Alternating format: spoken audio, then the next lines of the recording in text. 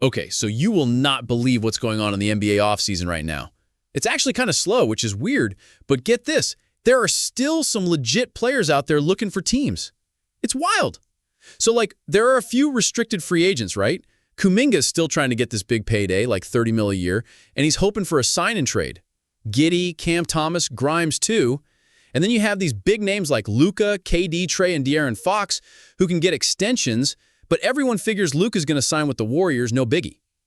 But the real juicy stuff is the guys who are totally unrestricted, meaning they can go anywhere. Most of them are going to get the vet minimum, like pocket change, but still. And get this, Malik Beasley? Nope, nobody's touching him because of some gambling drama. Messed up.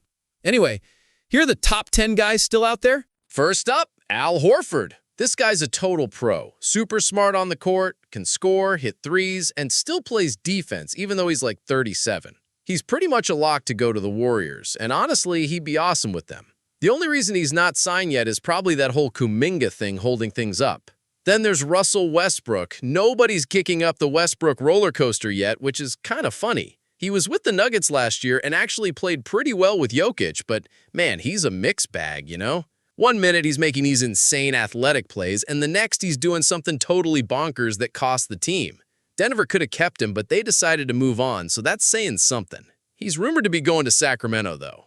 Chris Boucher's still out there, too. This dude is like a stretch four who can score and rebound, and he can actually shoot the three. Lots of teams could use a guy like him, so it's kind of a surprise he's still available. He'll definitely impress wherever he lands. Amir Coffey was a key player on the Clippers last season, like a really good shooter, especially from three. He didn't play much in the playoffs, though, which is kind of weird. But if a team needs a solid wing, this guy can totally help.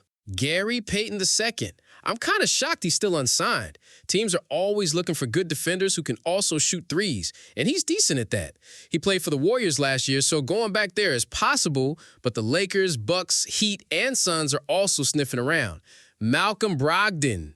This guy was Sixth Man of the Year a couple years ago, but injuries have really messed him up. He's only played like 63 games in the last 2 seasons combined. But if he's healthy, he's a total steal. He can be a really solid guard. Seth Curry, who doesn't need more shooting, right? This guy shot like 45% from three last season.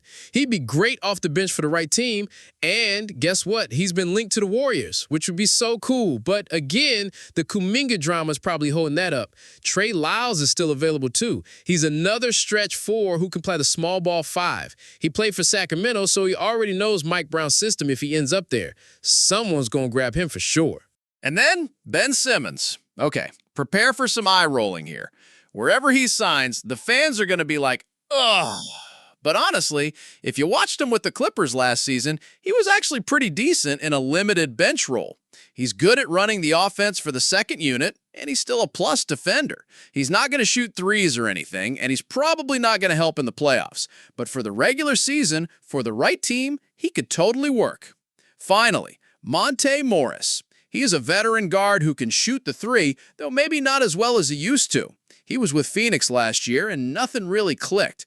He's not a big scorer anymore, but if a team needs guard depth, he could be a decent option.